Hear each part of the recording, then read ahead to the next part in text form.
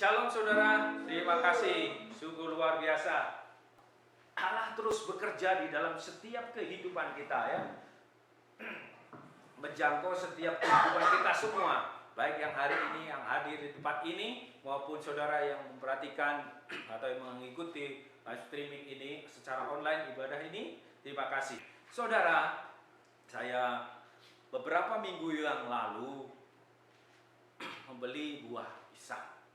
Pisang ini sangat menarik, kulitnya bagus, warnanya cerah, ya saudara. Saudara bisa melihat bahwa pisang ini mempunyai manfaat yang bagus buat tubuh kita.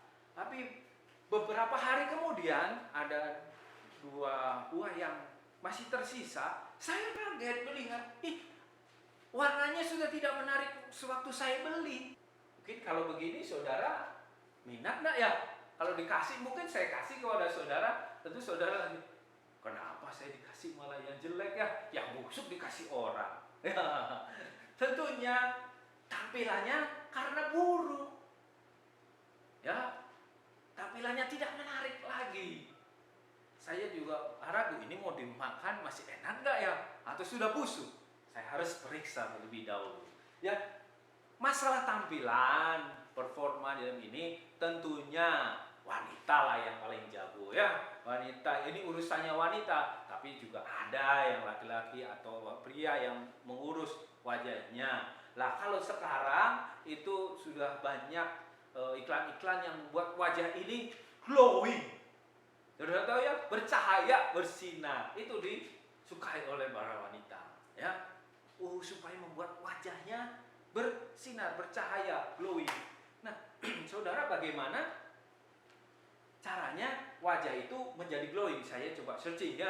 Nah, saya kan tidak tahu ini, tidak tahu menahu tentang bagaimana supaya wajahnya jadi glowing. Ada beberapa hal yang disampaikan di situ, di website itu. Ada memakai serum, kemudian moisturizer, ada face oil.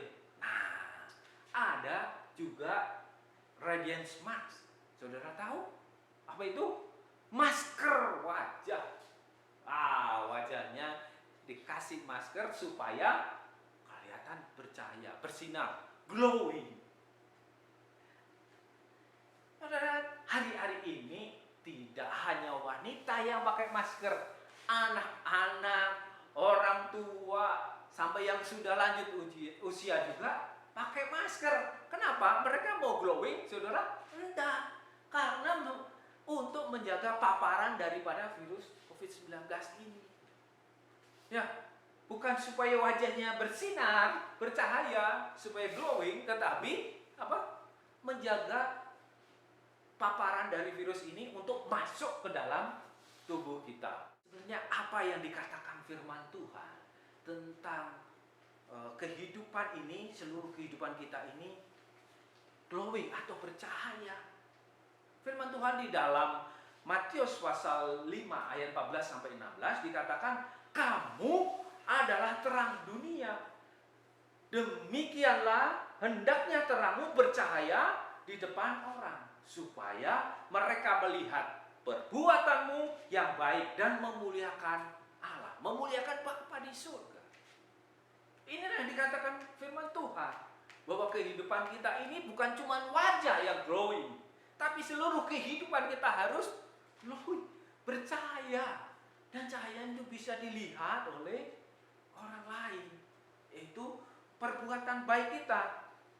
Dari mana sumbernya? Kalau tadi ada serum, ada face oil, kemudian face oil, terus kemudian ada moisturizer, membuat wajah kita menjadi glowing. Nah, tapi inilah sumbernya. Kehidupan kita itu menjadi bercahaya, memancarkan sinar terang kasih Tuhan. Bagaimana itu? Allah adalah terang. Dikatakan, Yesus mengatakan begitu, akulah terang dunia. Dan terang itu ada di dalam kehidupan kita. Kegelapan tidak akan mengikutinya. Kita akan berjalan di dalam terang Allah. Kita mempunyai terang itu. Dan Yesus juga mengatakan bahwa dari gelap akan terbit terang. Ia juga yang membuat terangnya itu bersinar di dalam hati kita. Itulah sumber cahaya, sumber terang yang bisa terpancar di dalam kehidupan kita. Ya, kalau tadi kita pakai sesuatu yang dari luar untuk membuat wajah kita, kehidupan kita menarik dilihat orang, ya, enak dipandang mata. Nah, ini firman Tuhan mengatakan bahwa kita juga harus bersinar, bercahaya. Bukan cuma wajah, tetapi seluruh kehidupan ini. Dan kita akan melihat salah satu contoh bagaimana kehidupan orang yang bercahaya. Firman Tuhan pagi hari ini saya beri judul Glowing, Glow in the Dark. Bercahaya, bersinar dalam kegelapan. Sebab aku sangat bersukacita. Rasul Yohanes bersukacita kepada Gayus ini. Ketika beberapa saudara datang dan memberi kesaksian tentang hidupmu dalam kebenaran. Sebab memang engkau hidup dalam kebenaran. Ya, saudara, kebenaran ini bukan kebenaran manusia, tapi kebenaran secara moral biasa. Tapi kebenaran ini dipakai kata aletheia. Aletheia ini satu kebenaran, satu kejujuran yang mengarah pada ajaran kekristenan, sifatnya dapat dipercaya dan memang sungguh ada, benar-benar dan jujur. Kebenaran inilah yang dipakai untuk kata-kata Yesus, akulah jalan, akulah kebenaran, akulah terang hidup ini. Kata yang sama dipakai di dalam Yohanes 17 ayat 17. Firman-Mu adalah kebenaran. Kata ini juga dipakai oleh Rasul Yohanes mengatakan bahwa hidup Yesus itu ada dalam kebenaran, bukan kebenaran moral manusia yang tinggi derajatnya, tapi kebenaran yang adalah firman Allah. Dan dikatakan di dalam Yohanes itu, firman itu adalah Allah. Yesus ini hidup di dalam kebenaran firman Allah. Hidup di dalam firman Allah, hidup. Dan kata hidup ini, ya, dikatakan di situ mempunyai arti seluruh. Hidupnya itu bukan cuma wajah. Kalau tadi ya supaya belum cuma wajah saja atau tubuh ini. Tetapi seluruh aspek, baik yang kelihatan secara kasat mata maupun yang ada di dalam ini. Dikatakan tadi, aku berdoa supaya engkau baik-baik saja. Demikian juga jiwamu baik-baik saja. Inilah satu pernyataan yang dinyatakan oleh Yohanes tentang Gayus ini. Bagaimana menjadi hidup yang bercahaya di dalam kegelapan. Dan itu ditunjukkan oleh kehidupan Gayus ini. Yang pertama, bagaimana caranya terang itu bisa bercahaya. Yang pertama adalah hidup dalam kebenaran firman Tuhan itu. Di ayat 3 kita tadi sudah baca bahwa Gayus itu hidup dalam kebenaran. Dan memang engkau hidup dalam kebenaran. Hari ini apakah kita hidup di dalam kebenaran? Kalau kita memancarkan terang kasih Tuhan, mau bercahaya di dalam dunia yang gelap ini, kita harus hidup di dalam kebenaran. Kebenaran itu adalah firman Tuhan. Kebenaran itu di dalam nama Yesus. Di dalam Yesus itulah. Dan memang dia adalah kebenaran itu sendiri. Kita harus hidup di dalam seperti yang ditunjukkan oleh Gayus ini. Bagaimana selanjutnya bahwa kalau kita sudah hidup di dalam kebenaran, Gayus menunjukkan bahwa hidupnya mengerjakan kebenaran firman Tuhan itu.